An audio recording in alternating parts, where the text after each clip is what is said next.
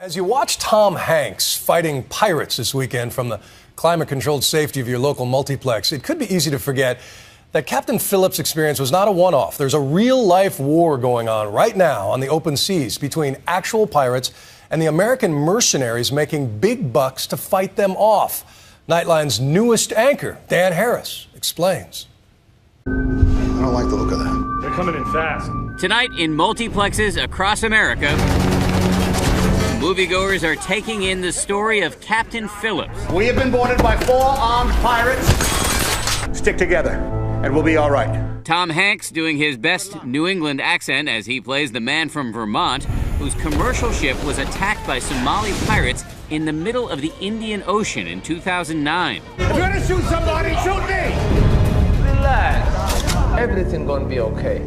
But some of the men on board the real Maersk, Alabama with Captain Phillips are seething at this heroic portrayal.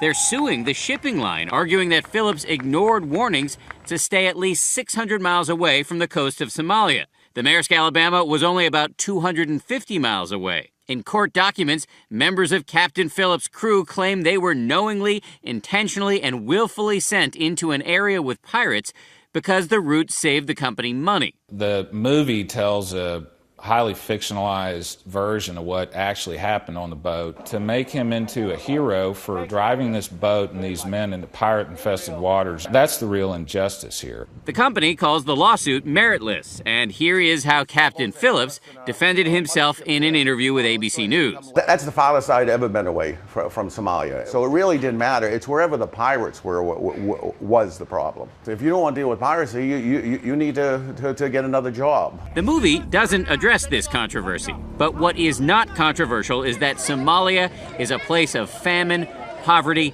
and lawlessness, a perfect breeding ground for piracy, as I saw firsthand. All you need is 30 seconds on the ground here to see how inhospitable this terrain is to any sort of life.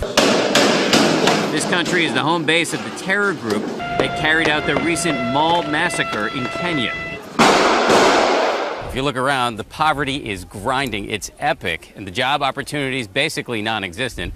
That is why so many young men here turn to piracy. On this video, obtained by Nightline, you get a fascinating look at what it's like when pirates take over a commercial ship. No money. Money should be from company. As they await their ransom money, they settle right in, cooking in the galley, even sleeping in the crew's beds. But they are not always this peaceful. In 2011, pirates seized a yacht piloted by 4 Americans and murdered them. Steady the weapon. To defend themselves, shipping companies are now spending close to $1 billion on private guards, who are now waging a largely hidden mercenary war against pirates. All of this corporate cash is attracting security firms from all over the world with varying levels of discipline. Check out this music video allegedly made by Russian Marines. They blow up a pirate flotilla and then do target practice on it. I'll give you a weapons free when we're ready. Just stand by. Some of the controversy has involved American firms. Look at this video of a small boat heading toward this American shipping vessel. Okay, let's go. The team leader orders a warning shot. Go ahead, warning shot. But look at what happens instead, a massive blast of gunfire. The pirate skiff, its driver perhaps hit or killed, crashes into the side of the ship. So as you watch this, you believe your guys did the right thing at every step? Absolutely.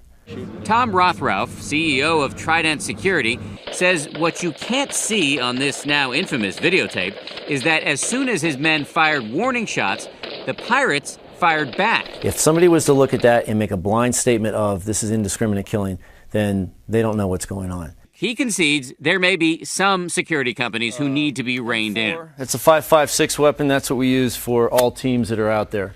But he points out, and the State Department confirms, that there have been no successful pirate attacks on ships protected by armed guards, something he says may well have prevented the attack on the Maersk, Alabama, where there were no such guards. We have been boarded by armed pirates. For Nightline, this is Dan Harris in New York.